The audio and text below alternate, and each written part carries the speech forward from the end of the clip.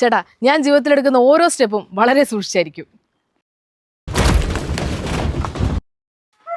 അയ്യോ,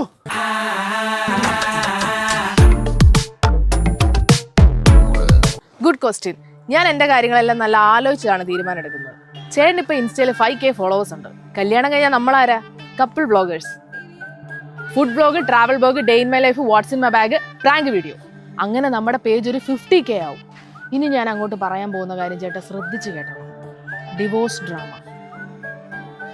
അങ്ങോട്ടും ഇങ്ങോട്ടും തെറിപറച്ചില്, കരച്ചില്, ബഹളം, കരിവാരിത്തേക്കല്, അവസാനം ടൊയോട്ട ഇനോവ. ഇനി ചേട്ടൻ എന്നെ ഡിവോഴ്സ് ചെയ്യണം എന്നാണെങ്കിൽ ഞാൻ കോടതിയിൽ നിന്ന് നല്ലൊരു തുക കോമ്പൻസേഷൻ മേടിക്കും. ചേട്ടാ, ഞാൻ ജീവിതത്തിലെടുക്കുന്ന ഓരോ സ്റ്റെപ്പും വളരെ സൂക്ഷിച്ചായിരിക്കും. അയ്യോ,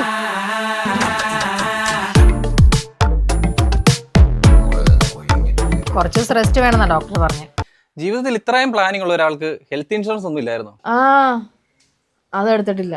ഹെൽത്ത് ഇൻഷുറൻസിന്റെ കൂടെ തന്നെ നമുക്ക് ടേം ഇൻഷുറൻസ് എടുക്കാം. പിന്നെ ഈ ഹോസ്പിറ്റൽ ചെലവിന് വേണ്ടിയിട്ട് മാത്രമാണ് ഹെൽത്ത് ഇൻഷുറൻസ്. പിന്നെ കുടുംബത്തിലുള്ള കുടുംബനാഥൻ അല്ലെങ്കിൽ കുടുംബം നോക്കുന്ന ആൾ, അയാൾക്ക് എന്തെങ്കിലും പറ്റി കഴിഞ്ഞാൽ കുടുംബം അനാഥമായി പോരുതല്ലോ. അതിന് വേണ്ടിയിട്ടാണ് ടേം ഇൻഷുറൻസ് ഉള്ളത്. ഇപ്പോൾ 2 കോടി രൂപ വരെ ടേം ഇൻഷുറൻസ് നമുക്ക് കവറേജും കിട്ടും.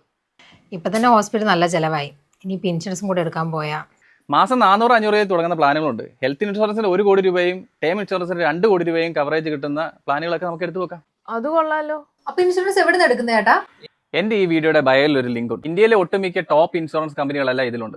ഇവ തമ്മിൽ കമ്പയർ ചെയ്ത് നമുക്ക് ഇഷ്ടമുള്ള ബെസ്റ്റ് ഹെൽത്ത് ടേം ഇൻഷുറൻസ് നമുക്ക് എടുക്കാം. പിന്നെ ഇപ്പൊ എടുക്കുകയാണെങ്കിൽ 25% വരെ ഹെൽത്ത് ഇൻഷുറൻസിനും 15% വരെ ടേം ഇൻഷുറൻസിനും ഡിസ്കൗണ്ട് ഉണ്ട്. എന്നാ പിന്നെ ഒരെണ്ണം എടുക്കാം അല്ലേ ജി?